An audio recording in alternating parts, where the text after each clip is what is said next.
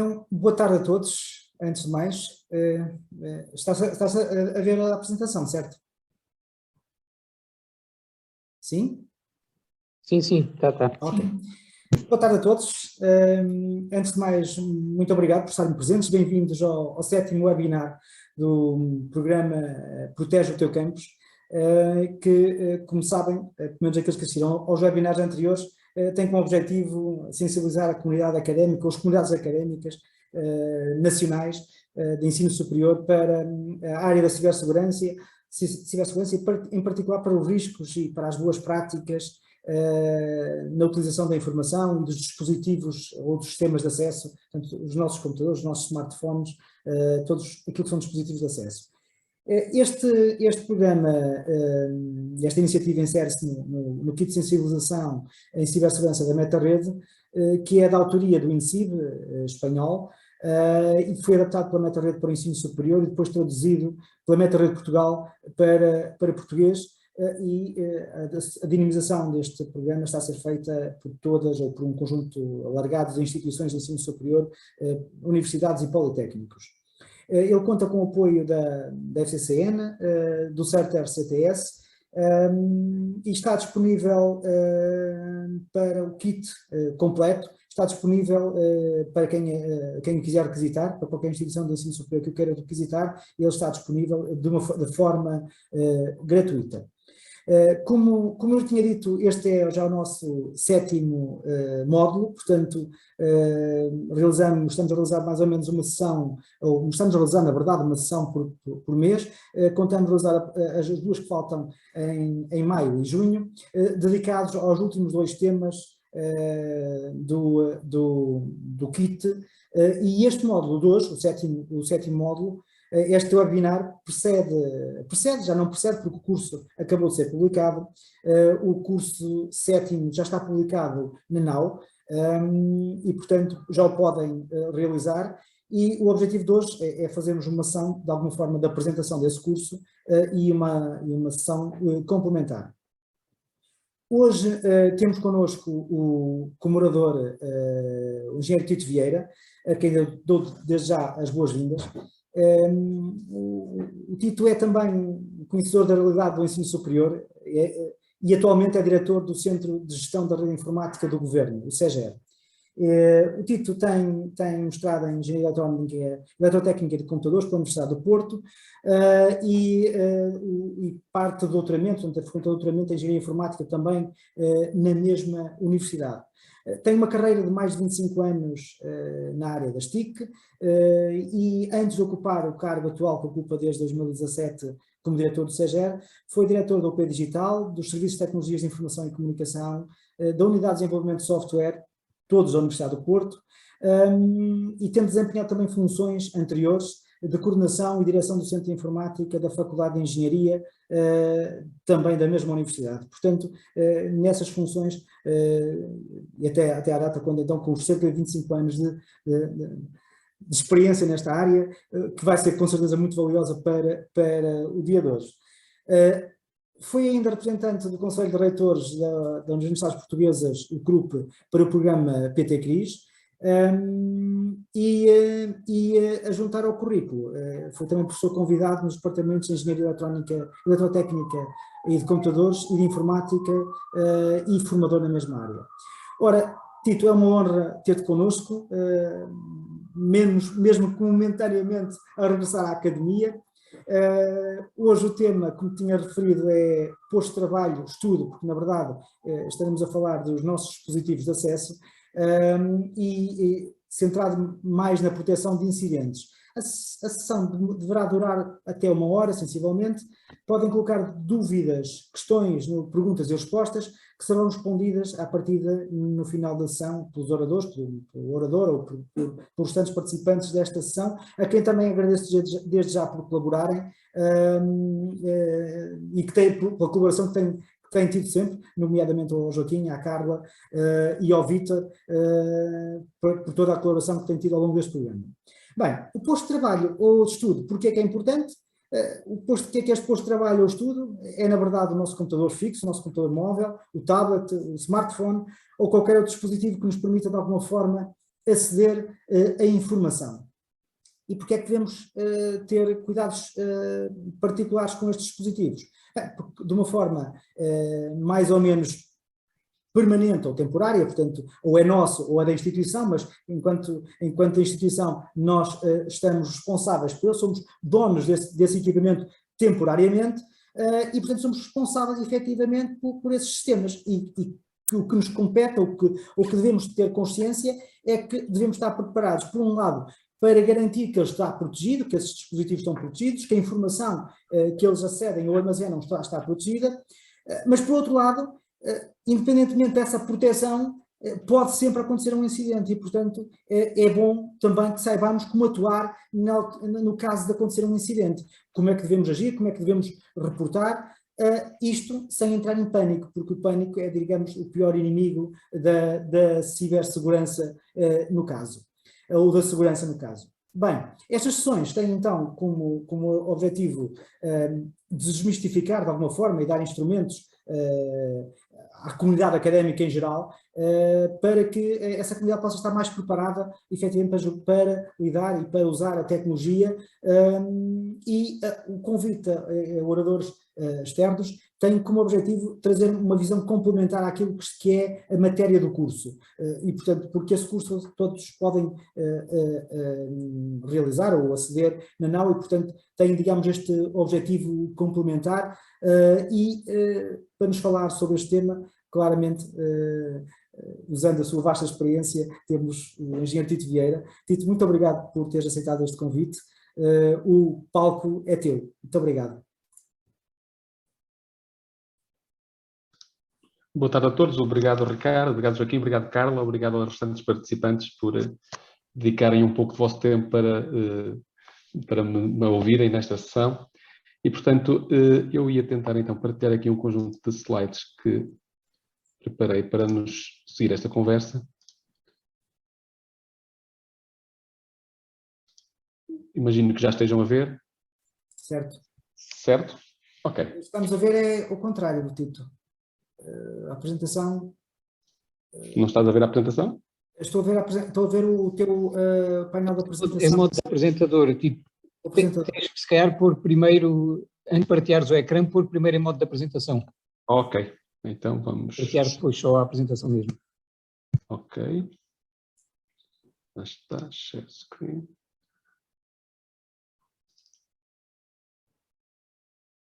É isso. Ok, está bem agora? Está bom, está bom. Obrigado. Ok, obrigado. Bom, então, boa tarde a todos uma vez mais. Eu procurei organizar esta, chamemos, reflexão sobre o posto de trabalho, que aliás depois vamos, ao longo desta comunicação, vou tentar passar-lhes uma ideia de que, na verdade, o conceito de posto de trabalho é um pouco difícil de estancar na atualidade. O Ricardo, há pouco na introdução que fazia, já dava essa nota de que, na verdade, não é um posto de trabalho, quando muitos serão muitos postos de trabalho para a mesma pessoa, ou se calhar até uma coisa um bocado mais diversa. Mas eu, antes de chegar aí, queria começar por enquadrar, porque talvez alguns de vocês não diga nada, mas isso é relevante porque eu vou dar alguns exemplos práticos do que nós aqui fazemos, porque parece que isso pode ser relevante também para a gestão do vosso parque de postos de trabalho, ou então do vosso posto de trabalho pessoal. E para contextualizar isto, queria dar-vos nota de que, essencialmente, o que nós fazemos no CEGE são três coisas. Talvez alguns conheçam, que é a parte da gestão da rede informática do governo. Essencialmente somos um serviço de informática para a universidade, que é o governo, portanto, digamos, somos muito congéneres de vocês. A nível nacional gerimos o subdomínio GovPT, portanto tudo que sejam registros do GovPT e esse ciberespaço, e uma outra área que trabalhamos é a área da certificação eletrónica do Estado. Portanto, essencialmente, a certificação eletrónica, no sentido de, no limite, a hierarquia das raízes do Estado, onde, por exemplo, a chave de móvel digital, o cartão de cidadão, o passaporte, todos eles desaguam para poderem providenciar assinaturas eletrónicas qualificadas. Portanto, são estas três dimensões. Na primeira, que é aquela da gestão do parque informático de serviços TIC para o Governo, é aquele que, porventura, tem mais proximidade com aquilo que é o vosso âmbito de trabalho, e é nesse contexto que eu irei procurar também juntar alguns dos exemplos das práticas que nós aqui fazemos, para ver, pode ser que algumas delas tenham algum sentido a ser aplicadas à vossa realidade. Do ponto de vista global, certamente o que aqui fazemos neste domínio de serviços de IT para o governo é aquilo que vocês fazem de serviços de IT para o staff, para os docentes, para os estudantes. Pelo menos a minha vivência na Universidade do Porto mostra isso, muito paralelismo, pois, naturalmente com algumas especificidades, mas essencialmente é a mesma coisa. Redes que em certas universidades, se calhar, são mais localizadas no espaço, noutras não, por exemplo, no caso da rede do governo é espalhada pelo país, com alguma incidência, com maior incidência na zona de Lisboa, mas com vários pontos de ligação. E depois os serviços que se fornecem são, enfim, os gerais do que um serviço de IT atualmente precisa de dar para o negócio que cada um dos organismos tem. Portanto, com este enquadramento sobre o que nós fazemos, agora já sabem o que é que nós no dia-a-dia fazemos, o que é o contexto geral do que me é dado a observar em termos de realidade, em termos mais latos da cibersegurança. Eu só trouxe aqui 3 exemplos que talvez sejam esses paradigmáticos daquilo e que mostram bem, do meu ponto de vista, aquilo a que estamos sujeitos e, portanto, não vale a pena ir muito mais longe, vale a pena ver a realidade neste caso até do curto prazo. E porque está fresca e, portanto, é de nível nacional e isso... e só trouxe exemplos também que vieram a domínio público. Mas, portanto, este impacto da Vodafone, toda a gente se recorda do que sucedeu, não é? E, portanto, talvez nem todos conheçam, eu próprio não conheço tudo sobre qual foi a origem do incidente, mas alguma coisa vai-se saber, mas, portanto, teve um impacto brutal no país, não é? Desde serviços públicos, a serviços de emergência, enfim, na essência, um tema de cibersegurança que bloqueou uma grande parte da atividade de muitas das nossas organizações, possivelmente também das vossas e das nossas, eventualmente. Depois um outro que foi também da grande exposição mediática, que foi a questão do grupo Cofina, não é? E dos vários órgãos de comunicação social desse grupo que também foram impactados. Mais recentemente, o tema da Assembleia da República de ter, aparentemente, o mesmo atacante do grupo Empresa, do início de janeiro, também ter lá visitado e ter tido acesso a informação relevante. E, portanto, isto são os exemplos muito frescos a nível nacional, portanto, e só estou a citar aqueles que tiveram alguma exposição mediática, ou grande exposição mediática, mas que, do meu ponto de vista, releva bem aquilo a que todos estamos sujeitos, não é? Que é a realidade de hoje em dia, que é muito mais digital, na verdade, tem este side effect.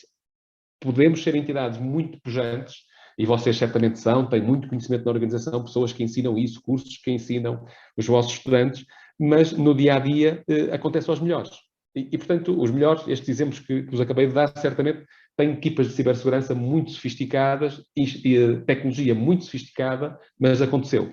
Isto mostra que todos nós estamos sujeitos e, portanto, o importante é termos consciência e depois avaliarmos o risco a que estamos expostos e o nível de risco que queremos assumir. E, em função disso, depois, dosear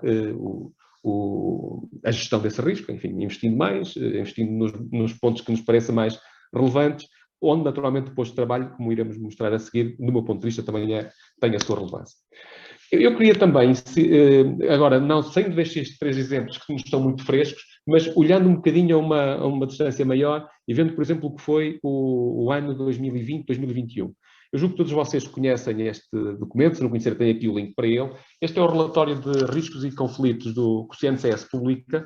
Esta publicação é de maio de 2021, está online, podem consultá-la diretamente ali, mas achei relevante trazer isto cá, por falar depois de trabalho, na medida em que no top dos incidentes, digamos no top, quer dizer, da análise que eles fazem dos incidentes, vê-se, por exemplo, que 43% desses incidentes, neste período de tempo, portanto, ele reporta o ano de 2020, foi publicado em maio de 2021, mas 43% estamos a ver com, essencialmente, engenharia social, phishing e smishing, enfim, mas à volta da engenharia social. Depois, 12% à volta do malware. E compromisso de conta não privilegiada, eu sublinho aqui o conta não privilegiada, no sentido em que também tem uma expressão significativa, mas ponho aqui porquê? Porque conta não privilegiada pressupõe, em certa medida, que são contas de utilizadores que não são administradores das redes, das infraestruturas, são contas, em princípio, de um utilizador comum, de alguém que utiliza um posto de trabalho regular num organismo. Mas como aqui vemos, este é um tipo de incidente muito vocacionado. E perguntar-nos, mas porquê? Não é? Não seria melhor tentar logo ir ao administrador do sistema e tinha logo acesso a tudo? Porquê que será? Porquê que isto acontece? Eu vou tentar mais à frente dar a minha perspectiva sobre isso. Um outro aspecto que achei relevante é deste mesmo relatório mostrar-vos este panorama. É que se comparar em 2020 com 2019, vemos uma certa linearidade no top dos incidentes. E uma vez mais, lá o phishing, o malware, um caso em concreto de malware, porventura, mais impactante, que será o ransomware, não é?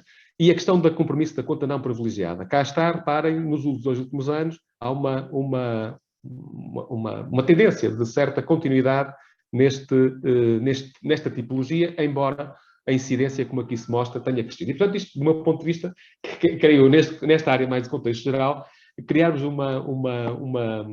uma forte atenção a este assunto, porque, na verdade, estão sujeitos, não é? O phishing é algo que não acontece só aos administradores de sistemas, acontece a todos nós, acontece aos vossos computadores, às vossas contas de correio, aos vossos SMS, e, portanto, estamos todos sujeitos. E é aí que o sítio onde essa informação chega, que é preciso ser capaz de a interceptar e de a bloquear antes que ela, digamos, chegue a pontos mais críticos. Aqui achei piada mostrar isto porque é uma vista mais fina do que tem sido esta tendência, mas uma vez mais vemos que o phishing é o bloco principal. E, portanto, aqui phishing, smishing, portanto, a parte, era isso que eu queria relevar aqui, a parte do end user. Ou seja, em certa medida, vemos aqui, por esta amostra, vemos aqui 3 coisas que, a meu ver, são muito relevantes para esta nossa conversa. A primeira delas é que casos casos do top, não é? Phishing, com um grande bloco, malware e compromisso de conta não privilegiada. Ou seja, essencialmente, nestes 3 casos que aqui temos, nestas 3 tipologias, o que aqui vemos é uma forte dependência do utilizador final, das suas atitudes, dos seus comportamentos, em certa medida também do nível de preparação do utilizador e do nível de preparação do posto de trabalho. Na verdade, eu julgo que não podemos isolar uma coisa da outra. Portanto, eu diria que a isto, às atitudes, ao posto de trabalho, temos que juntar também o ecossistema que trata da gestão desse posto de trabalho. E é por isso que eu gostava antes de passar para o seguinte, sistematizar aqui só em termos de informação o seguinte. Eu julgo que isto é conhecido para todos vocês, estes conceitos, mas basicamente só recordar estes aspectos. Portanto, na verdade, o phishing existe não é para nos aborrecer, no sentido em que quem nos faz um simulacro quer alguma coisa. Obviamente, geralmente quer informação para poder, não diria naquele instante, mas às vezes conservar a informação durante algum tempo para depois perpetuar um ataque. Portanto, as coisas podem não ser imediatas. No caso do ransomware, como vocês sabem, há aqui 2 motivações principais. Uma delas é ou impedir a pessoa de trabalhar, ou então cifrar mesmo a informação que lá está, e a contrapartida é exigir ao utilizador final um resgate para poder ter acesso ao computador, ao posto de trabalho que a pessoa utilizava. Os casos mais complexos, do ponto de vista tecnológico, são estes últimos, não é? Enquanto que estes primeiros a gente observa imediatamente que já aconteceu, estes últimos dos ditos APTs são, talvez, vocês, talvez tenha sido que vocês já estão familiarizados com isto, mas essencialmente o que visam são ataques persistentes. Na verdade, quer dizer, às vezes a motivação não é dinheiro, a motivação às vezes até é mais espionagem e a pessoa de estar infiltrada a ver o que acontece, a coligir informação, a exfiltrar conteúdos. E, portanto, isto muitas das vezes são muito difíceis de detectar. E, portanto, a ideia é o atacante estar dentro do vosso computador e, a partir do vosso computador, às vezes com o acesso através da vossa conta simples, e aí pode ter usado para ter acesso à vossa conta um ataque prévio de phishing para se conhecer as vossas credenciais. Às vezes não é preciso, porque se vocês deixarem o computador aberto sem o bloqueio digamos que faz parte da ciberhigiene, não é? Quando se ausentam, pode a partir daí, num fração de segundo, acontecer qualquer coisa. Um vosso filho pega num vosso telemóvel e que inicia uma ação qualquer no telemóvel, onde também tem as vossas contas profissionais, pode dar origem a disputar de um conjunto de coisas. E estes APTs, a parte preocupante é que eles ficam dentro do computador, depois podem proliferar-se, movimentando-se lateralmente para outros computadores dos vossos colegas, ou até para os servidores da vossa infraestrutura, mantêm-se por lá calmos e tranquilos, até mesmo quando são detectados e quando os gestores da segurança pensam que já o eliminaram, eles podem ter portas, entretanto, podem ter aberto portas que, entretanto, não fecham, para poder voltar sempre que entenderem e muitas das vezes sem serem detectados. E este é, digamos, o grande risco de podermos ter as nossas organizações comprometidas, muitas das vezes, sem termos a percepção de que tal está a suceder. Uma vez mais, aqui o posto de trabalho, deste ponto de vista, tem uma relevância fundamental, porque uma boa parte dos acessos, e isso ligo até com aquela estatística inicial do CNCS, que eu, para mim, atribuo a que os atacantes, quando tentam quando querem chegar a um sistema complexo, à informação complexa, não o fazem com a conta do administrador, porque era muito visível. Porventura, tentarão com uma conta mais simples e depois fazem essas movimentações laterais para, através de várias técnicas que tecnologicamente são conhecidas, poderem ir escalando os privilégios e, portanto, chegar onde querem por este nível de comprometimento. E, portanto, de facto, as nossas atitudes, os nossos comportamentos, os nossos postos de trabalho são hoje uma peça essencial deste conjunto, deste ecossistema. Não pode ser visto só como uma ilha, é de um ecossistema na globalidade e que tem muita relevância para o todo da organização. E aqui a questão que se coloca, voltando àqueles 3 exemplos iniciais, é qual é o nível de consequência que a nossa organização teria se por acaso fosse alvo de um ciberataque. Não é? Ou seja, o que é que às vossas universidades, aos vossos institutos politécnicos, se acontecesse o que aconteceu à Vodafone, estariam vocês preparados? O que é que sucederia à organização em termos de credibilidade, de reputação? O que é que isso poderia querer dizer? Depois, a questão que se põe é qual é o nível de risco que estamos disponíveis para aceitar? E aqui volto ao posto de trabalho. Nós podemos dizer, bom, eu no meu posto de trabalho eu quero ser autossuficiente, eu tenho aqui coisas que ninguém quer que toque, até quero ter privilégio de administração porque não quero ter a certeza que ninguém mexe aqui, mas se por acaso for por aí que depois se perpetua um incidente. Qual é a nossa atitude se por acaso esse incidente de cibersegurança que teve um impacto brutal, possa ter tido origem numa atitude menos própria feita por cada um de nós, ou no limite, numa atitude menos responsável de algo ter acontecido no posto de trabalho que me é confiado. Não é? Ou seja, estão a ver, ou seja, no limite dos limites, o tema da cibersegurança está sempre no elo mais fraco. E, portanto, às vezes as coisas mais elementares são aquelas que são aproveitadas pelo atacante, porque sabe que é aí que pode ter uma porta de entrada mais fácil. E por aí depois desenvolvendo as técnicas para chegar onde quer. E, portanto, aqui o ponto que se põe é este, a todos nós que somos utilizadores da organização, que temos as nossas atitudes, que temos os nossos equipamentos que são cedidos pela organização, qual seria como é que nós ficaríamos do ponto de vista emocional e do ponto de vista até de responsabilidade pessoal e social se um ataque à nossa organização tivesse origem por uma atitude menos própria que desenvolvemos ou algo que fizemos a partir do nosso posto de trabalho, ou que deixámos fazer. Não é? E, portanto, aqui voltamos ao posto de trabalho, mas agora eu queria também assentar algumas coisas muito relevantes do meu ponto de vista, que é, na verdade, o que é o posto de trabalho?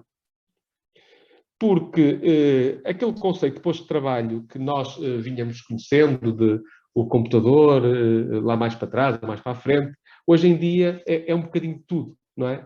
Hoje em dia todos nós temos em cima da secretária o computador, julgo que já não teremos, na maior parte de casos, já não teremos computadores de fixos, de secretária, é tudo porventura portátil, mais os dispositivos móveis, mais os relógios, mais não sei o quê, todos depois queremos ter a informação em todo o sítio, quer dizer que temos informação da organização, se calhar em dispositivos pessoais, por exemplo, não estou a ver que organizações vos deem telefones, que vos deem relógios, mas se tiverem um relógio, um smartwatch qualquer, certamente quererão ter alguma alarmística para uma outra coisa que vos chega do telefone pessoal, que seja lá espelhado. E, portanto, esta evolução natural acaba por trazer aqui um desafio à complexidade que hoje o utilizador representa para o ecossistema tecnológico da organização, na medida em que o conceito de posto de trabalho evoluiu. Portanto, nós, na verdade, hoje em dia, quando falamos de posto de trabalho, esta fotografia também podem ver num artigo que encontrei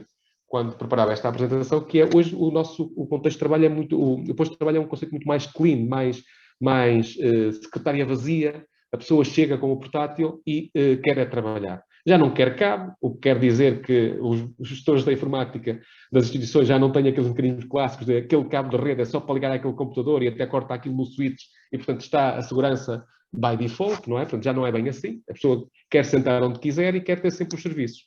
E, portanto, este paradigma mudou. Nós não temos, na verdade, aquela tomada de rede de ligar àquele computador. Temos um contexto em que o utilizador chega com os equipamentos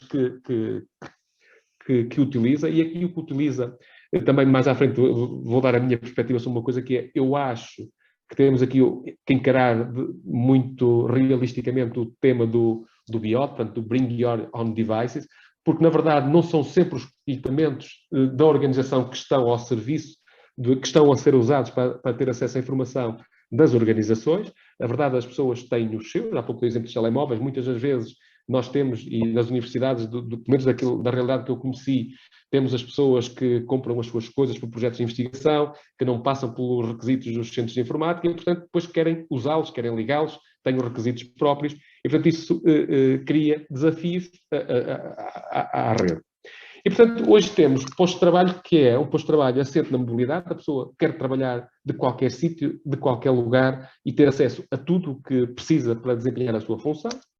Portanto, isso obriga-nos, a nós, equipas de gestão do IT, a termos também que consentir que essas pessoas passem a utilizar software diferente daqueles que até então tinham necessidade.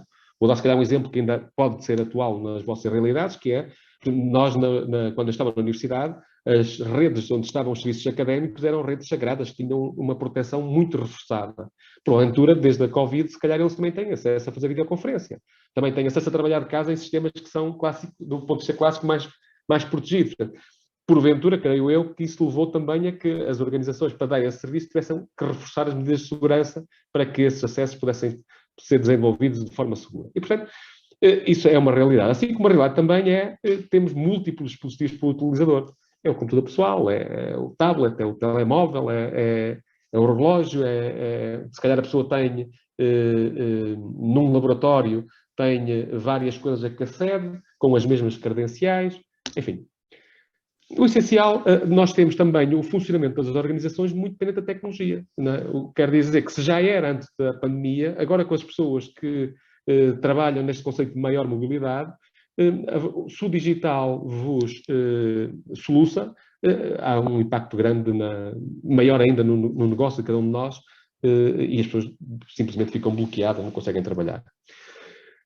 Isto leva-me aqui também a considerar que, deste ponto de vista, o conceito de organização e do perímetro da organização, daquela nossa fronteira onde punhamos uma firewall e a coisa ficava, aqui há uns anos, mais ou menos contentorizada, esse perímetro desbateu-se. Não é? Hoje o perímetro da nossa organização, se calhar, é o que era, mais uma ligação com as clouds, com a cloud ou as clouds em algumas zonas, com as casas dos nossos colaboradores, com os cibercafés, com as redes públicas que em algumas cidades oferecem. E, portanto, a fronteira da organização, na verdade, deixou de ser uma fronteira física, passou a ser uma fronteira virtual e é esticada até ao lugar onde possa haver um utilizador. Pronto, isto tudo, este contexto geral, leva-nos a que, do ponto de vista da cibersegurança, a exigência, do meu ponto de vista, é muito maior. E, portanto, nós não podemos ter só para proteger o posto de trabalho, e se quiserem, eu tenho dificuldade em isolar o posto de trabalho por aquilo que fui dizendo, mas focando aqui no posto de trabalho, eu tenho que aceitar que se o contexto mudou, se a realidade em que eu agora trabalho, em desempenho a minha função, no equipamento que utilizo, mudou, obviamente que o acompanhamento das medidas tecnológicas, designadamente as ligadas à cibersegurança, também tem que se mudar, também tem que ser ajustadas. Não é possível conviver com uma realidade que é muito diversa da anterior, como se nada tivesse acontecido. Portanto, isso, de um ponto de vista, tem que acontecer, e até creio que aconteceu na generalidade dos casos, se bem que na comunicação social, volta e meia, se ainda apareça este desafio a que as organizações, empresas incluídas, foram expostas pelo Covid, acabou por potenciar maiores vulnerabilidades de segurança, porque enquanto que a coisa era contentorizada dentro do espaço físico de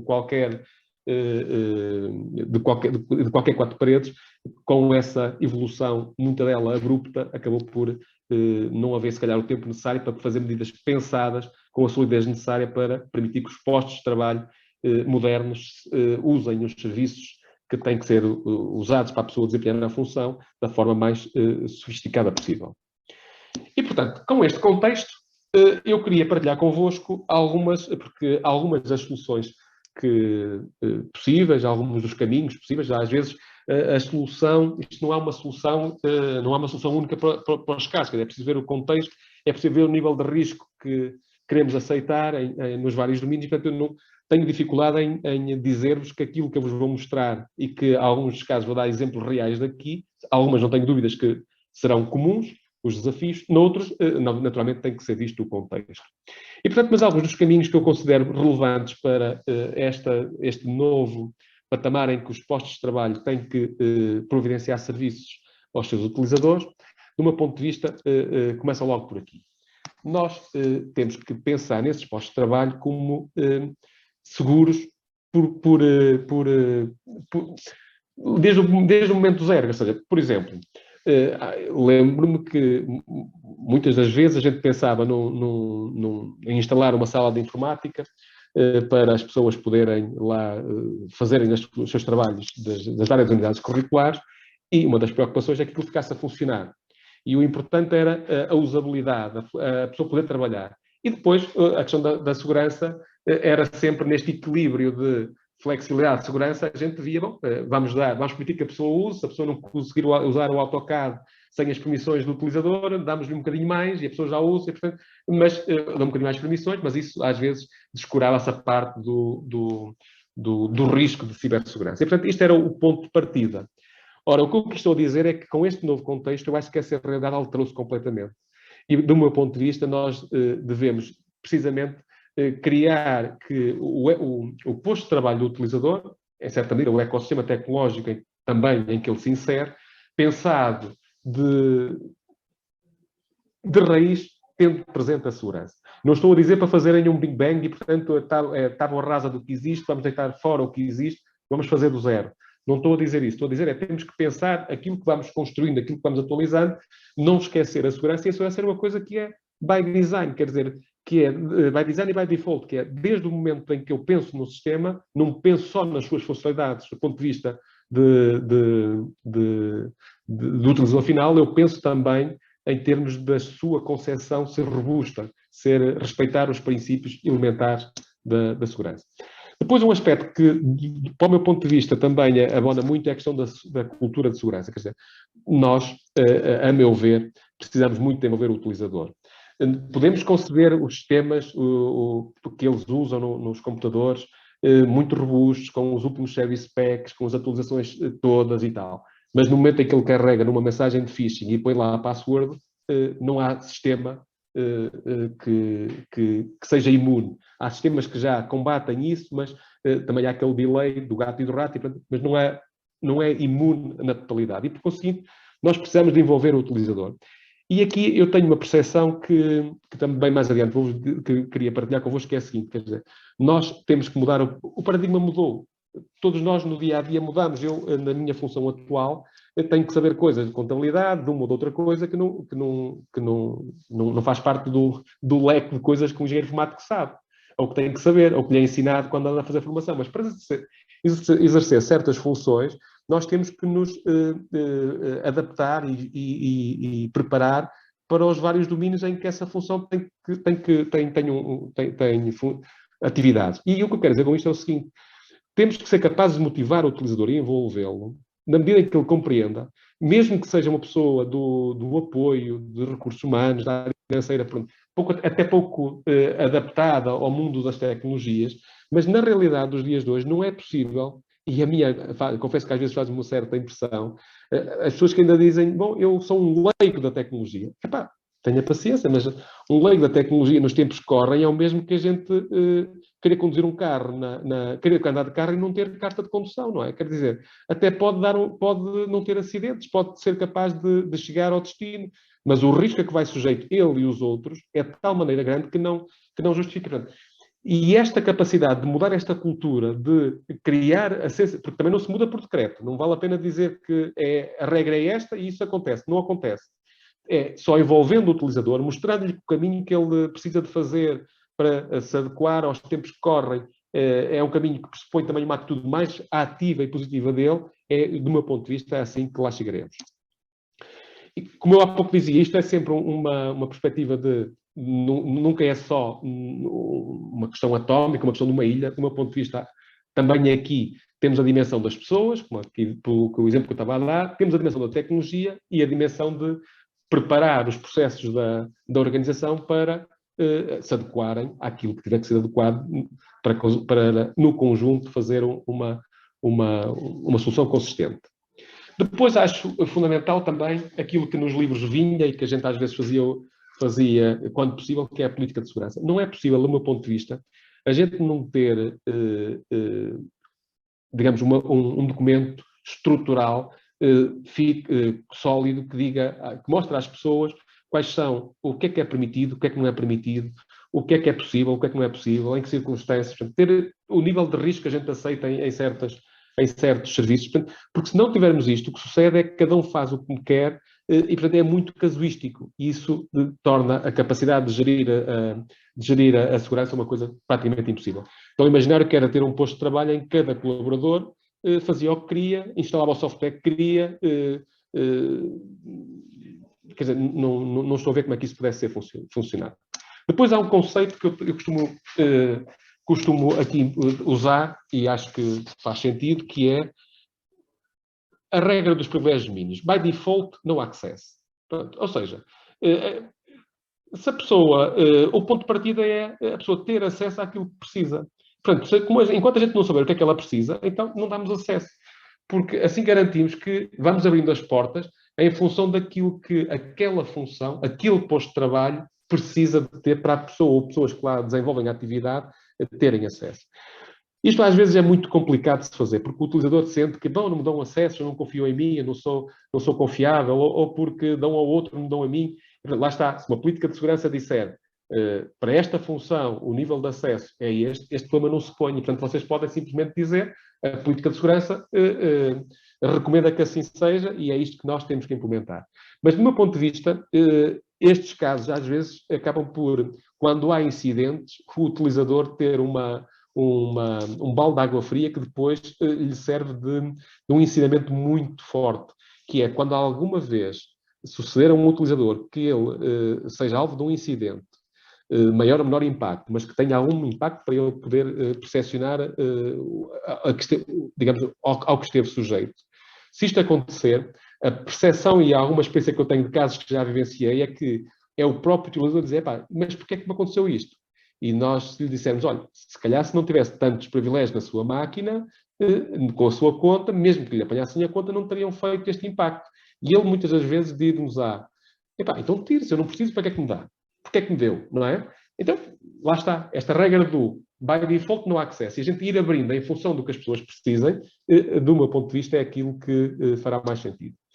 Mas isto é um processo permanente, portanto, não há uma política de segurança e algo que se defina no momento zero e fica estanque. Isto é algo gerido, não é ao dia, nem é à hora, é ao minuto. Portanto, por isso é que há estes aspectos da monitorização, do controle regular que tem que ser feito para, precisamente, prevenir. Quando acontecer, temos que detectar o mais cedo possível e agirmos para evitar reagir. Bom, e então vou-vos partilhar convosco, para terminar, 6 coisas que nós aqui vivemos. No caso da política de segurança, nós aqui temos, de facto, este conceito da política de segurança definida, instituída, um livrinho que damos às pessoas, e não é um tema dos informáticos, é um tema que envolve o topo da organização, desde o topo até à base. E, portanto, como é que fazemos isto? Nós temos o que está no livro e depois vamos tendo regularmente ações de sensibilização para as pessoas conhecerem, tomarem consciência dos riscos a que estão sujeitos. Eu vou-vos dar uns exemplos concretos. E aproveitamos uma coisa que eu acho que também vocês nas universidades já fazem, porventura, que é o momento do acolhimento aos novos estudantes. Estou certo que sim. Mas tenho algumas dúvidas, às vezes, quando recebem um colaborador novo, uma pessoa que vai para um laboratório, uma pessoa que vai para uma bolsa, uma pessoa que vai para um sítio qualquer, se há, nesse momento, como há aquela recolha de informação de recursos humanos para várias coisas, também se haverá para a área da cibersegurança.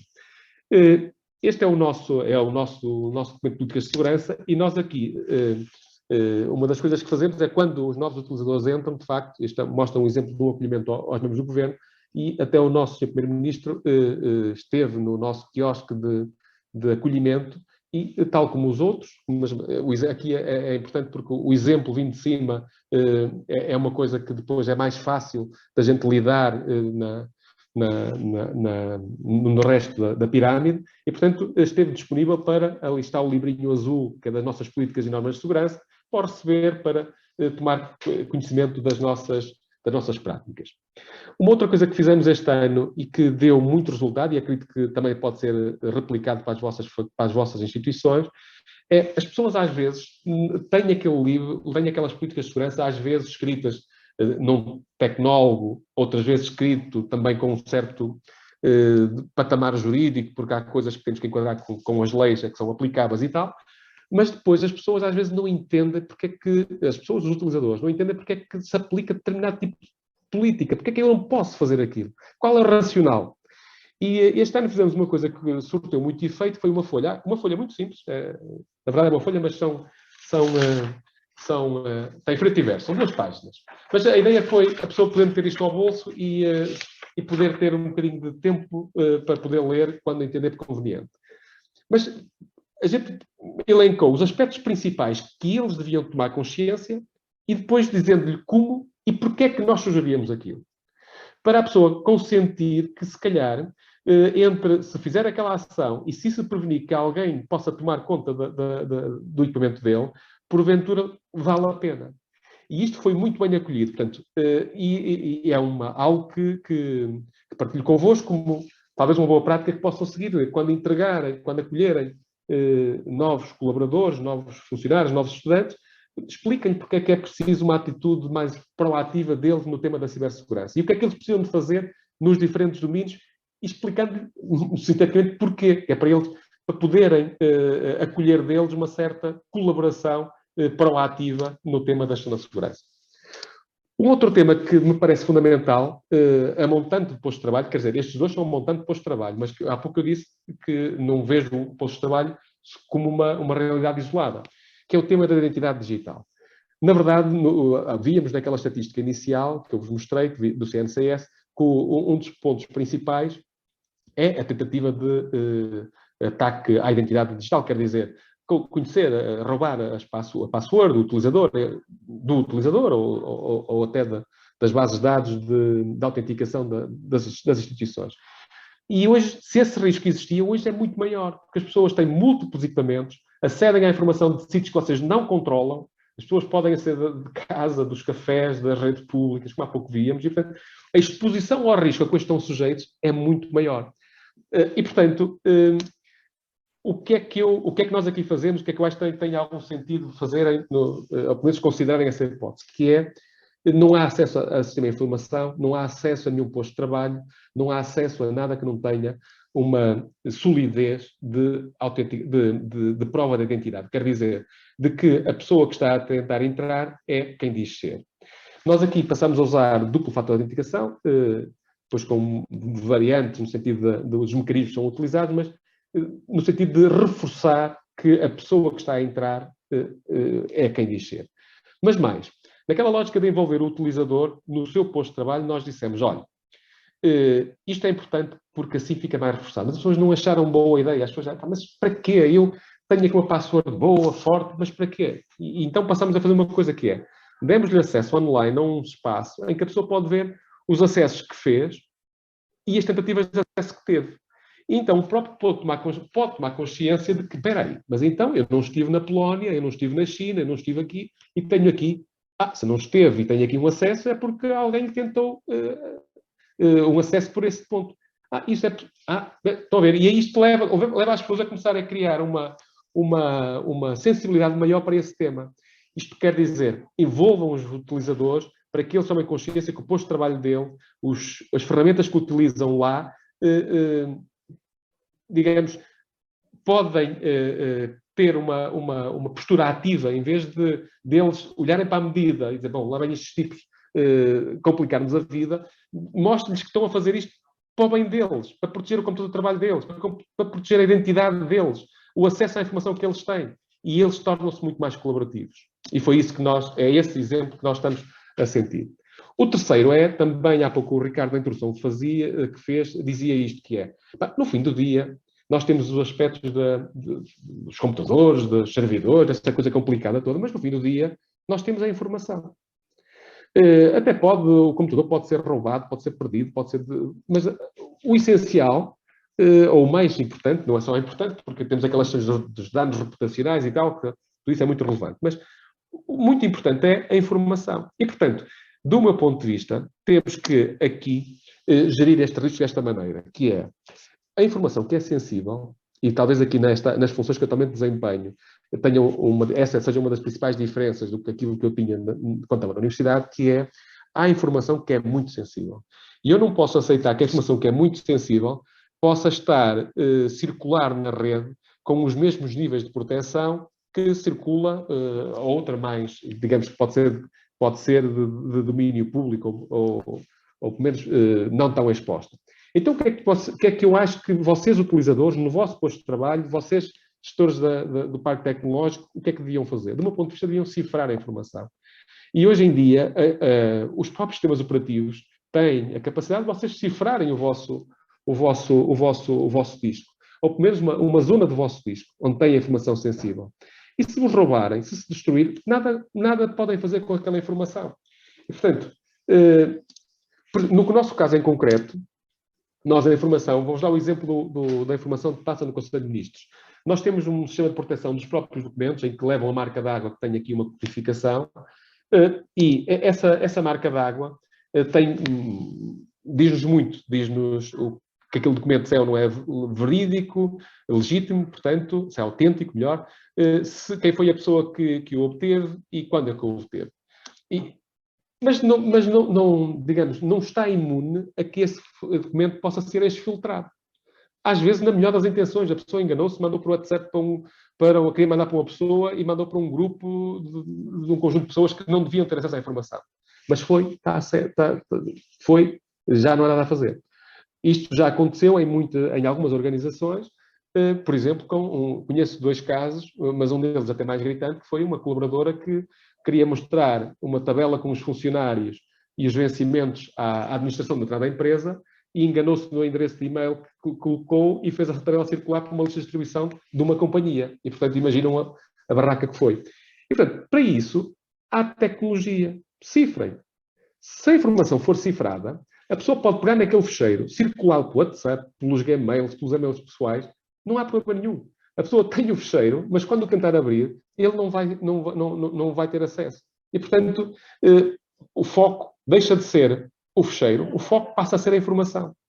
E é exatamente isso, aquilo que nós fazemos nesta informação mais sensível, que é nós mudamos o paradigma. Dizemos, bom, eu protejo o computador, protejo isto tudo, mas mesmo assim não estou livre de que haja uma fuga de informação. E aquela em que eu não quero que haja fugas, também não vale a pena cifrarmos tudo, porque podia não ser oportuno. Mas aquilo que eu não quero que haja fugas, então cifrem. Hoje em dia está à velocidade de um copy-paste nas vossas ferramentas de Office ou de trabalho pessoal. E, portanto, neste caso, a informação sensível que vocês possam ter, se for exfiltrada por vocês, por algum erro de qualquer técnico, por algum ataque, não há problema. A informação provavelmente não vai ser, não se consegue aceder. Um outro exemplo e com isto mais 3 minutos também para ver se termino, um outro exemplo é a questão do conceito do parque informático. Habitualmente, e aqui já falamos um bocadinho nos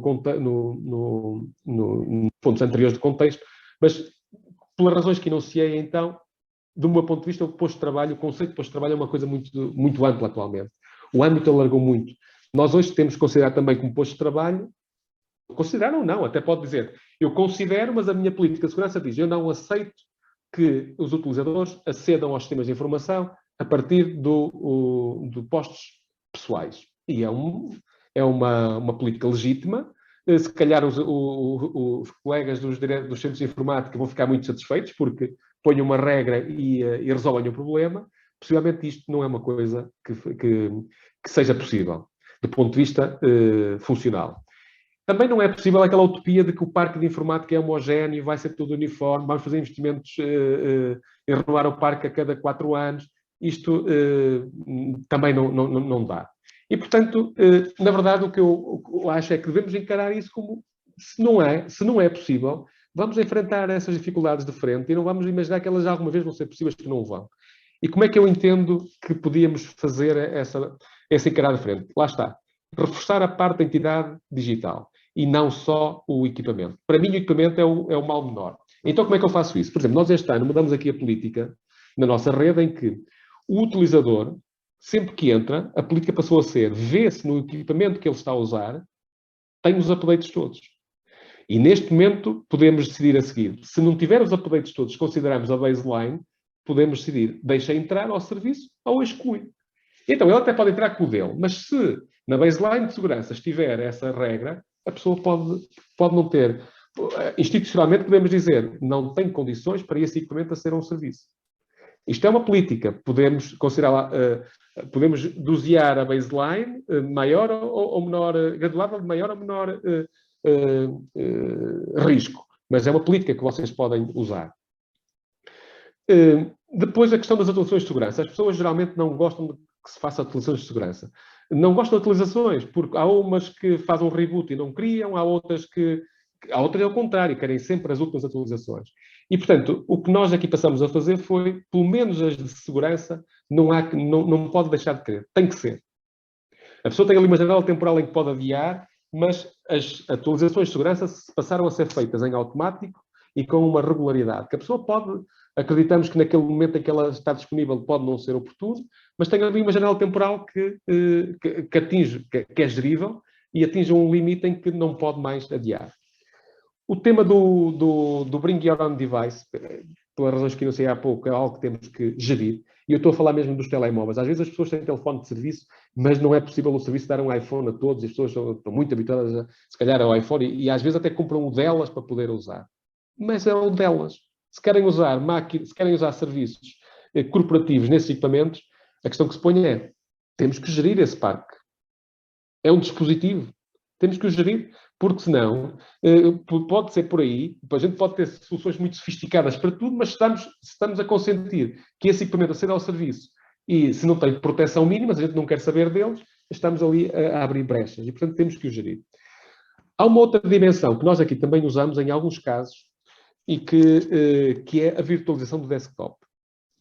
No caso das universidades, lembro-me que isso, no caso em que eu vivi, até houve um momento em que chegamos a estudar isso também, que é bom, no limite, até podia dar um posto de trabalho a cada utilizador. Podia criar uma máquina virtual que lhe dava, e nessa máquina virtual ele fazia os updates todos. E ao utilizador, ele acedia por um remote desktop qualquer, de um computador qualquer, e portanto, nesse caso eu já podia ter, porventura, um nível de guarda mais baixo na máquina dele, e aumentando a densidade dos mecanismos de segurança na máquina virtual que eu lhe entregava para ele usar. É uma hipótese, porventura tem que ver os custos dessas soluções. Depois, há outro aspecto que é a questão da dinâmica. A dinâmica que vocês estão sujeitos hoje, certamente é muito idêntica à nossa, não é compatível com soluções muito demoradas. Portanto, e as pessoas, as pessoas querem soluções quase para o imediato e, portanto, às vezes isso leva-nos a ter respostas, porventura, que numa primeira tendência pode ser descurar o tema da cibersegurança. E não pode ser. Temos que usar aquele princípio, primeiro, segurança by default. E, portanto, temos que conseguir responder, mas com níveis de conformidade de cibersegurança apropriados. Depois vem o tema das equipas, das dimensões. Como é que nós aqui estamos a fazer? Nós aqui passamos a ter uma política de, na verdade, há pouco eu dizia, o posto de trabalho atual exige mais tecnologia, porque as pessoas trabalham de formas diferentes e muito assente na tecnologia, são mais dependentes da tecnologia. O que é que nós passamos a fazer aqui? As equipas não crescem, os orçamentos não crescem quanto a gente gostaria. Nós passamos a ter uma abordagem que foi, bom, vamos concentrar naquilo que é o nosso core. E se calhar há serviços serviços de base, de commodities, que eu estou a ter recursos, a afetar muitos recursos, quer de humanos, quer materiais e financeiros, para os poder gerir, mas se calhar eu tenho soluções tão boas ou até melhores fora. E estou a falar em concreto do tema da cloud. Nós passamos a ter uma abordagem muito diferente, com muito critério, com mesmo muito critério, mas passamos a ter condições, digamos, afinando os parâmetros convenientemente, para poder ter serviços, mesmo de base, de infraestrutura, e até alguns de valor acrescentado, servidos na própria cloud. Ora, se forem feitos dessa maneira, eu, porventura, posso deslocar alguns dos meus recursos, que atualmente estão a gerir as atualizações das máquinas, a infraestrutura de base, eu posso, se calhar, movimentá-los para eles providenciar maior capacidade na entrega de serviços de maior valor acrescentado. E é essa tendência que eu acho que faz sentido também nos dias de hoje, digamos, seguir. Por último, o tema da sensibilidade para a cibersegurança. Nós aqui o que fazemos, como eu há pouco disse, é considerar que o utilizador não tem que ser um engenheiro informático, mas também estamos, no meu ponto de vista, numa era em que não podemos consentir que a ignorância é uma coisa, a ignorância digital é uma coisa que, digamos que é normal. Encará-la como normal tem uma coisa positiva, que é ajuda as pessoas a ter que dar o salto. Mas temos que criar uma cultura no utilizador que ele perceba que não é possível, nos dias de hoje, desempenhar alguma função que envolva a tecnologia que não tenha que ter um nível mínimo de preparação para as matérias de cibersegurança. Algumas coisas que porventura pode ser possível e que nós aqui fazemos por exemplo, no recrutamento a pessoa tem que evidenciar que é conhecedora de algumas das coisas de ciberhigiene elementares. Se a função que desempenha não é uma função técnica no sentido sofisticado do IT, então, para as outras, tem que ter um nível de ciberhigiene e de ciberpreparação adequado. Depois, isto é o tema da segurança e o tema da formação regular. Os temas vão com uma dinâmica grande, vão aparecendo e, portanto, a pessoa tem que estar permanentemente dispersa e isso leva à necessidade da formação. Mas também aqui, do lado das organizações, portanto, das equipas da IT, a fazerem, do meu ponto de vista, uma atuação proativa e preventiva. Por exemplo, em simulacros de cibersegurança. A gente faz simulacros nos edifícios, de um incêndio, de uma fuga de água no data center, e de cibersegurança. Já fizeram muitos nas vossas organizações. Se calhar faz sentido. E se calhar faz sentido com esses resultados dos simulacros, identificar aquelas pessoas, não que não é para as despedir, mas identificar as pessoas que precisam de ter formação. E nos dias de hoje já começa a haver circunstâncias em que a pessoa que tem um determinado teste de um resultado num exame, ou que cai num simulacro em coisas elementares, ou que faz um teste de cibersegurança elementar e que tem uma classificação baixa, ser recomendada para fazer uma formação no imediato. Termino com esta parte de um exemplo que foi o nosso exemplo de simulacros. Nós aqui também fizemos um plano para esse tema da sensibilização do utilizador final e a estratégia foi, vamos fazer um simulacro para tirar uma fotografia do estado da arte. E depois, em função dessa fotografia, vamos ver que tipo de formação podíamos providenciar. Isto, voltou-vos a contar esta história porque foi entre 2018 e 2019. As pessoas, muitas delas já não estão cá e não tenho aqui informação sensível que não possa partilhar. Mas, portanto, em função do simulacro, depois desenhamos um conjunto de ações de formação e, no final, fizemos um segundo simulacro. O primeiro simulacro era uma coisa muito, muito atrativa na altura, aqui em Lisboa, no Parque Eduardo VII, havia, e há todos os anos, o Wonderland, que é um um espaço público para as pessoas visitarem com as famílias e tal. E, portanto, a gente queria vender-lhes bilhetes, vender, quer dizer, oferecer bilhetes às pessoas. Basicamente era um ataque de phishing que a gente queria providenciar. Pedia o nome, o e-mail, o número de adultos, de filhos, a idade dos filhos. E pronto, as pessoas caíam aqui a dizer alto. Você acabou de participar num ataque de cibersegurança, num simulacro de cibersegurança. E dizíamos logo ali um curso que era o phishing, atenção, tome conta disto, se isto fosse verdade, você podia estar a pôr a informação a mais sobre os seus, a expor a sua vida pessoal, os seus filhos, portanto, cuidado com isto. Depois fizemos então um conjunto de webinars e repetimos um simulacro, naturalmente sem as pessoas saberem. E esse simulacro foi muito mais agressivo. Foi uma coisa que dizia também por e-mail, a técnica era a mesma. Aqui tinha a parte do e-mail, tinha a parte relevante que era urgente e dizia muda por razões de segurança, muda a password urgentemente. E remetíamos para um link. E, portanto, a pessoa era convidada a mudar a password e, uma vez mais, se fizessem, saía este alerta. O giro desta experiência foi que, de 2018 para 2019, tivemos, e este simulacro era muito diferente em termos de sofisticação, digamos assim. A reação do utilizador foi muito melhor. Houve muito menos pessoas a caírem nesta informação e houve muitos mais a sinalizarem diretamente para as nossas equipas operacionais a cuidado, está a correr um ataque de phishing, cuidado, veja isto e tal. Portanto, foi uma postura muito mais construtiva, muito mais proativa que nós podemos observar também dos utilizadores. Portanto, termino com isto, dizendo que, do meu ponto de vista, o parque informático, o posto de trabalho do utilizador, só por si, tem que ser enquadrado numa coisa mais abrangente. Processos, pessoas e tecnologia. E, portanto, a gestão tem que ser holística, a política tem que ser uma coisa vista no seu todo, e daí o holístico. E estruturado, eu não posso ter medidas, digamos, desconexas umas das outras. O todo tem que fazer sentido. Depois, essas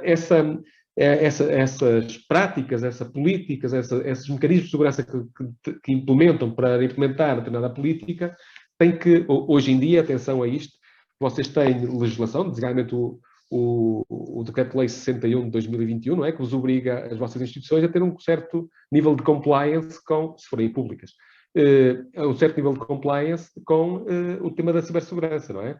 E, portanto, há aqui já uma exigência do ponto de vista de compliance, porventura que até então não estávamos obrigados. Depois, o posto de trabalho mudou muito por as razões que procurei explanar ao longo desta apresentação. E, do meu ponto de vista, também aí os desafios de cibersegurança, tal como enunciei, mudaram e, portanto, tornaram-se mais exigentes. E, portanto, o tema da sensibilização para o utilizador, para a atitude, para o comportamento que cada um de nós tem, seja na utilização, seja nos técnicos que preparam os postos de trabalho para o dia-a-dia. E, portanto, obrigado pela vossa atenção e fico naturalmente ao dispor para aquilo que entendam por conveniente colocarem. Tito, muito obrigado pela visão geral, pela sistematização de vários assuntos que são de facto relevantes e já agora pelas recomendações finais que eu acho que merecem ser observadas por todos, em particular por aqueles que são também responsáveis pela cibersegurança nas instituições.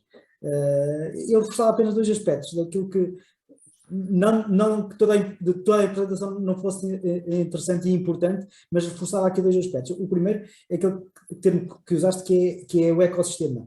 Nós, na verdade, ao longo destes 7 webinars que já fizemos, olhamos para a cibersegurança ou para a segurança como um ecossistema. Portanto, todos eles foram dedicados a temas diferentes e nenhum tema pode ser visto de forma isolada. Portanto, estamos de facto a falar de um ecossistema e é importantíssimo protegermos todo o ecossistema, como muito bem mencionaste, tem diversas componentes e o posto de trabalho é só uma delas, claramente.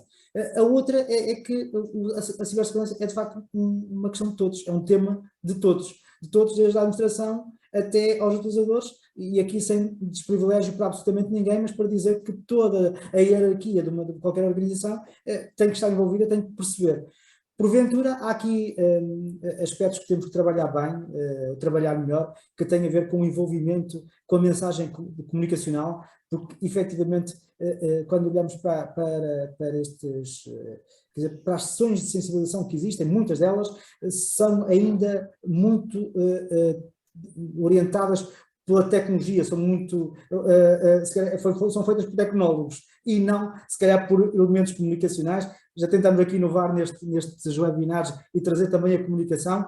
Sabemos sempre que é uma coisa difícil, é algo difícil falar de uma linguagem que, em alguns casos, é um bocado abstrata ou completamente fora daquilo que muitas pessoas fazem no dia-a-dia, mas é uma linguagem que precisamos dominar, porque, efetivamente, todos os dias lidamos com tecnologia e a tecnologia, neste momento, não é uma opção não ter, portanto, só uma opção, que é ter. Bem, esperemos que o futuro continue assim, porque nos trouxe grandes vantagens e que as desvantagens que ela também nos trouxe, que possam ser mitigadas e ultrapassadas. Mas a verdade é que, neste momento, e não se antevê algo diferente, nós vamos ter que viver com a tecnologia e, então, se vamos ter que viver, aprendemos a viver com segurança. Vou assim dizer. Olha, muito obrigado. Eu julgo que haverá questões, Carla, Joaquim, Vítor, veja se têm questões. Se calhar para de partilhar a minha apresentação. Sim, depois. Sim, certo. Ok. Sim, tenho aqui algumas questões, não sei se posso colocar. Então, a primeira seria: qual é o risco de ter privilégios de administração no computador ou no portátil? Podemos dividir isto. Queres responder? Tipo, está à vontade. Sim, eu posso dar um ponto de vista, quero dizer.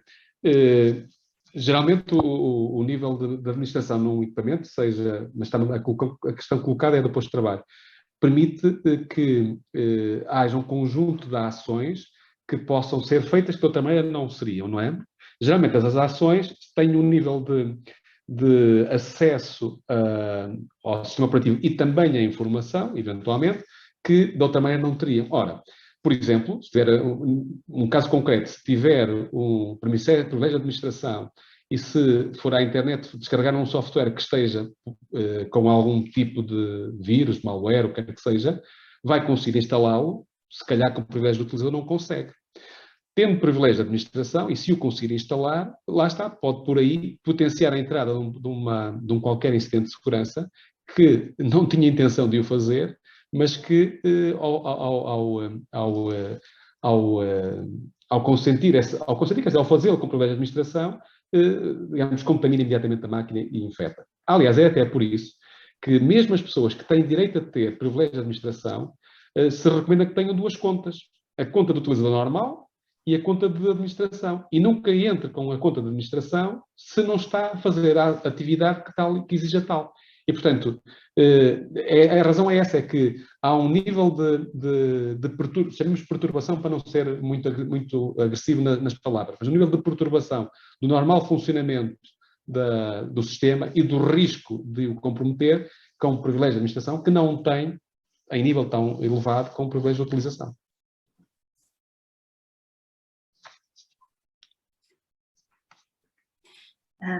Temos mais 3 questões, que é: se utilizar o computador da universidade em casa, estou menos seguro? Se utilizar o computador da universidade em casa está menos seguro. Bom, eu diria, depende, não é? Depende. Eu diria que não necessariamente. Se utilizar o computador em casa com as regras de ciberhigiene que são adequadas e com digamos, o nível de... Aí também temos que ver o nível o computador é o mesmo, portanto, o que muda é o sítio onde está ligado. Portanto, temos que ver se o nível que está ligado é seguro ou não. Se for seguro, enfim, vamos admitir que tem um serviço convencional. O que eu recomendaria era, veja, imagino que seja por wireless, se está a usar cifra, se está a usar aqueles métodos de cifra do SSID, se não está uma rede aberta, e pronto, isso é o normal. Claro, imagino eu que as universidades, ao fazer-lhe isso e ao permitir o acesso remoto, porventura também lhe dão uma possibilidade de fazer por VPN acessos à instituição, e portanto, a partir daí, a informação que circula por esses canais de VPN é cifrada.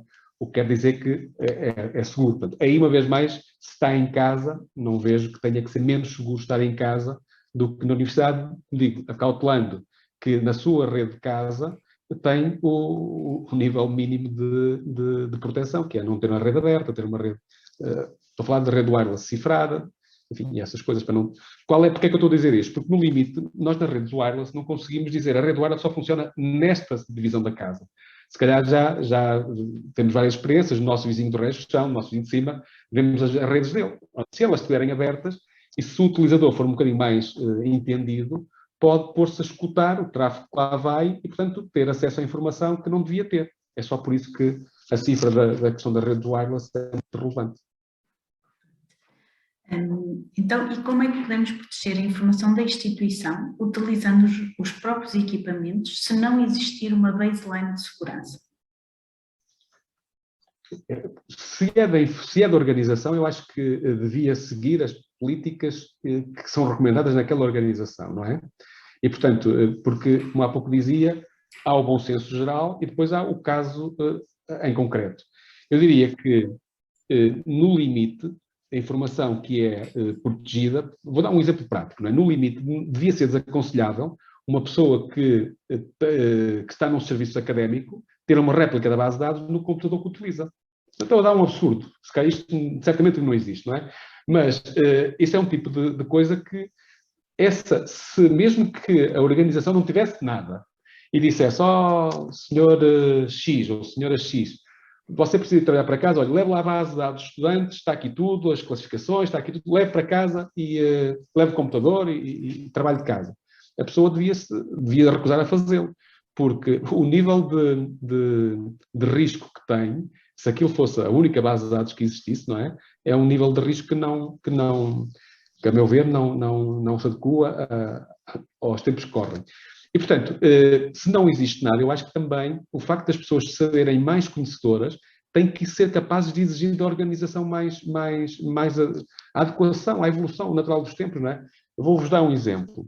O facto de nós termos telemóveis de serviço que têm a possibilidade de ter dados móveis é uma possibilidade. A instituição podia dizer assim, eu dou-vos telemóvel, mas eu não quero que acedam aos dados. Só é para falar.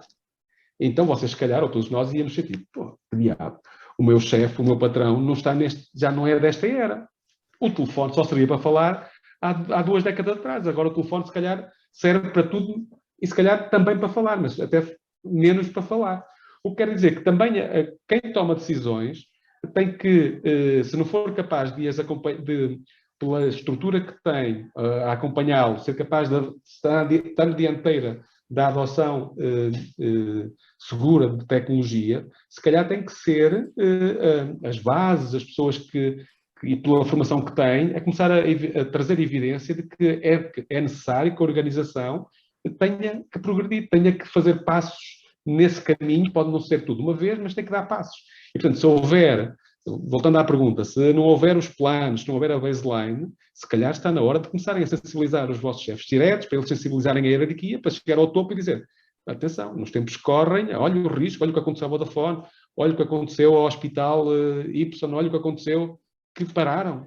O que é que de repente se a vossa universidade deixasse de ter capacidade de, por exemplo, no momento de fazer exames, não pudesse ter os sistemas de...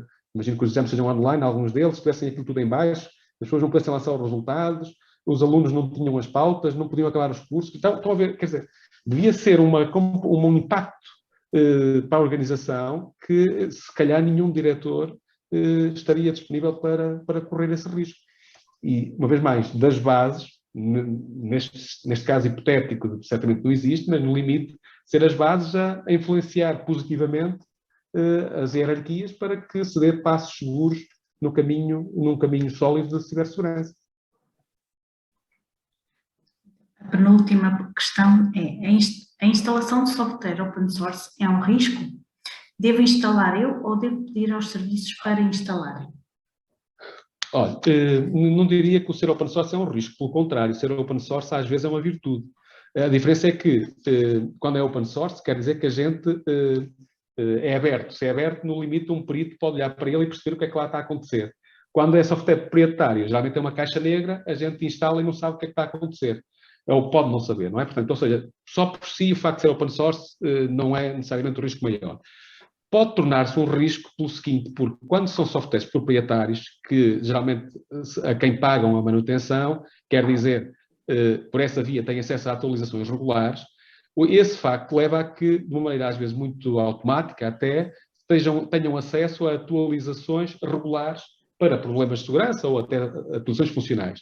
Ora, se for software open source que seja feito por um grupo de investigação que depois não tenha o necessário acompanhamento, aí sim o risco pode aumentar à medida que o tempo aumenta. Porquê? Porque a manutenção que lhe pode ser necessária, se calhar não está a acontecer.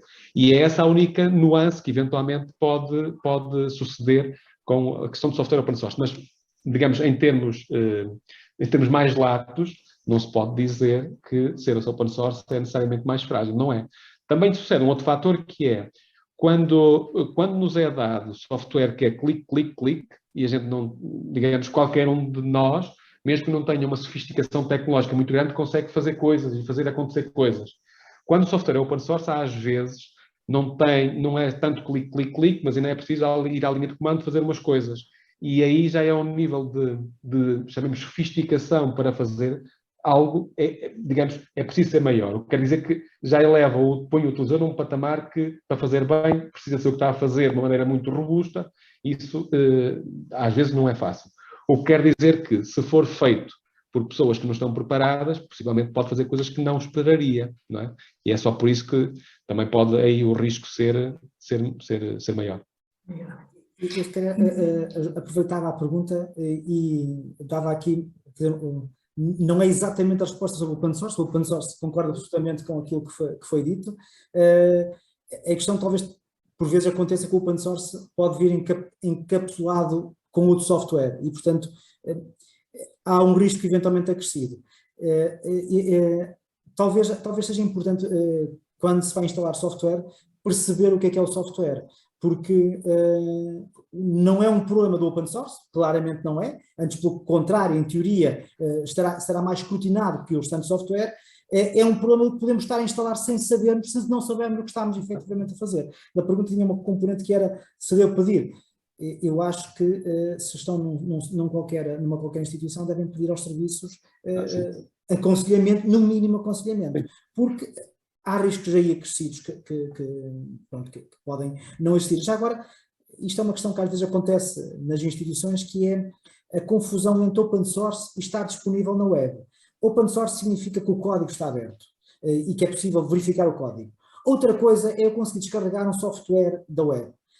E em particular aqueles softwares que não são open source, que são hardwares ou freewares, ou que têm um ware qualquer, que na verdade tem um licenciamento agarrado, e muitas vezes tem um licenciamento agarrado, e pode ou não ser utilizável para fins particulares, mas não poder ser usado, por exemplo, para fins académicos ou fins institucionais. E, portanto, essas diferenças é necessário percebê-las, porque o conceito do open source é um conceito muito específico. Depois existem uma quantidade de softwares que estão disponíveis, mas que não são necessariamente open source e não têm uma licença de utilizar qualquer um, como bem entender. Tem licenças muito específicas e já existiram problemas, na nossa universidade já existiram problemas com softwares desse tipo, que estão disponíveis, depois as pessoas usam, não carregam, vão lá e aceitam o piquinho, que é o que normalmente todos fazem, mas o piquinho significa aceitar algumas páginas de licenciamento e depois lá nas páginas está a dizer quais são as responsabilidades.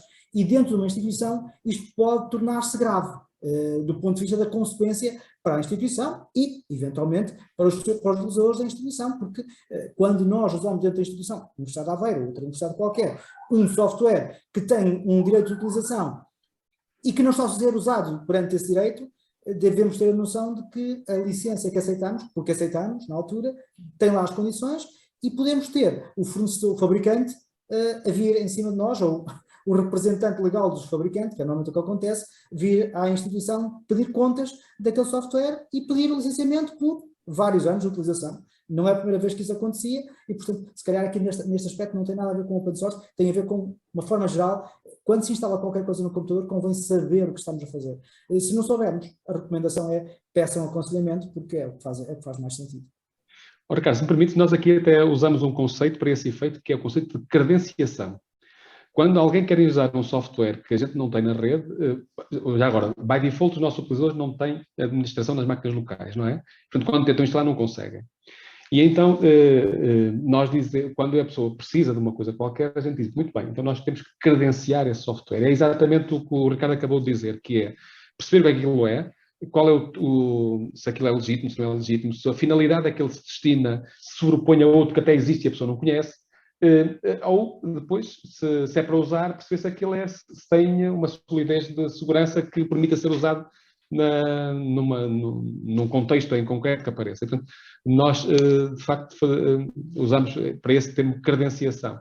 Também já agora também usa-se esse termo de credenciação para fazer o registro das pessoas que podem ter acesso à informação sensível. Também designamos isso de credenciar. Eu vou credenciar aquela pessoa. Aqui usamos esse conceito de quando eu quero que a pessoa tenha acesso, por exemplo, ao procedimento legislativo, há um mecanismo de credenciação quer dizer, aquela pessoa é o sentido de conceder a autorização formal para a pessoa poder fazer. E no software fazemos o mesmo. Quando queremos um complemento qualquer de software, a gente credencia o software. Sim, isso é algo que é usado por várias instituições. A Universidade de Aveiro tem, sei que outras instituições têm um catálogo de software aceito na universidade, que está licenciado, algum dele tem as condições de licenciamento, mas está lá. Portanto, o que estiver fora daí, pois vale a pena verificar. Por último, a última questão. Como posso reportar um incidente? Pois, no caso... Aí eu diria que é muito caso a caso, mas eu diria o seguinte, se for um acidente profissional, no sentido que acontece dentro da universidade, imagino que haja um endereço dos serviços de informática ou dos serviços de cibersegurança que esteja disponível. Se for um acidente a título pessoal, e se for, por exemplo, quando nos roubam a carteira, o que é que a gente faz? Vai à polícia. Quando nos roubam a carteira digital, o que é que a gente deve fazer? Ir à polícia. Por isso, temos mecanismos nas nossas polícias para, título pessoal, fazer a participação dessas ocorrências. O paralelo é o mesmo. A nível dentro do que é profissional, certamente, mas aí deixo ao Ricardo, mas certamente haverá canais expedidos para isso. Sim, não sei se todas têm, mas a maioria terá com certeza os serviços de informática ou os serviços de segurança internos que têm essa resposta mais imediata. Se for institucional, a instituição depois deve decidir se apresenta ou não apresenta a queixa. Pois se for pessoal, se acontecer em casa, sim, a polícia é o mais indicado para se fazer. Podem sempre pedir aconselhamento às vossas instituições, que julgo que poderão dar esse aconselhamento a maioria dos serviços, mas sim, são as vias e os mecanismos, e já agora devem ser reportados, não devem ser escondidos. Esta é a recomendação que posso fazer. Esconder não faz sentido, independentemente da razão ou do que é que tenha acontecido, não faz sentido, porque provavelmente não contam primeiro digamos, com um aconselhamento profissional, contam apenas com o vosso julgamento, e o vosso julgamento pode ser toldado por algum pânico, alguma situação num contexto mais emotivo, que vocês possam não estar a reagir bem, nem a reagir da melhor forma. Portanto, a recomendação é peçam. Quando forem à polícia logo vai dizer se faz sentido ou não faz sentido reportarem. Portanto, acho que essa é a regra que devem usar. Lembrem-se sempre que num eventual incêndio de segurança, geralmente, digamos, vocês são vítimas, não é? E, portanto, a vítima tem que apresentar a queixa, não é? Portanto, às vezes as pessoas têm vergonha da queixa. Não tem que se ter vergonha. Uma vítima é uma vítima, não é? Se formos na estrada e levarmos com um carro em cima numa passadeira, somos uma vítima. Se formos com o computador ligado e levarmos com um hacker que apareceu, continuamos a ser vítimas da mesma. E, portanto, temos que nos reportar e não temos que ter vergonha, temos que pedir ajuda a quem nos pode ajudar a compreender o que se passou e a agir na reposição do que tiver que ser reposto. Mais perguntas, Carla? Não? Obrigado. Olha, então, para terminar, eu não sei, Joaquim e Vítor, não sei se têm alguma questão que queiram colocar, alguma... Não, só agradecer ao Tito mais uma vez, portanto, a excelente apresentação que nos fez, portanto, acho que foi bastante claro para os nossos participantes e também para aquilo que serão as medidas que temos que tomar, e muitas delas também já o estamos a fazer nas nossas instituições, e agradecer a disponibilidade mais uma vez para estar aqui connosco e mais este webinar. Foi um gosto, Joaquim, foi um gosto estar sinceramente é um gosto mesmo de estar convosco e o mundo académico é a minha casa, eu sou aqui emprestado, como eu costumo dizer, espero em breve poder voltar a essa vossa realidade. Obrigado. Ok. Muito obrigado, Tito. E só deixar aqui duas informações finais para todos. Eu julgo que partilhei o ecrã. Partilhei. Não sei qual é que partilhei, mas julgo que é este, certo? Sim, a página da MetaRede. Sim, o teu browser com a página que protege o teu campus, sim. Era para vos dizer que toda esta informação dos webinars anteriores está disponível, esta também irá ficar, tanto a sessão de hoje como a apresentação ficará disponível, portanto estão cá todas as anteriores, poderão aceder a elas, se assim entenderem. Os cursos na NAU estão dentro dos programas, nos programas existe apenas um, que é o Programa de Sensibilização em Cibersegurança da MetaRede, e tem já os 7 cursos até agora disponibilizados. Podem frequentar e ter um certificado no final. Portanto, estas eram as informações finais que tinha para vos passar. Agradecer mais uma vez a todos, ao Tito em particular, à Carla, ao Vítor por todo o trabalho que tem feito para garantir que este programa consegue ser posto no ar, ao Joaquim e à equipa da Universidade de Évora por todo o trabalho que também tem contribuído para os cursos na NAU, e de uma forma geral a todos que têm assistido e a todas as instituições que têm colaborado. Muito obrigado e uma boa tarde para todos. Obrigado, boa tarde. Obrigada e boa tarde. Obrigado. Boa tarde a todos. Boa tarde.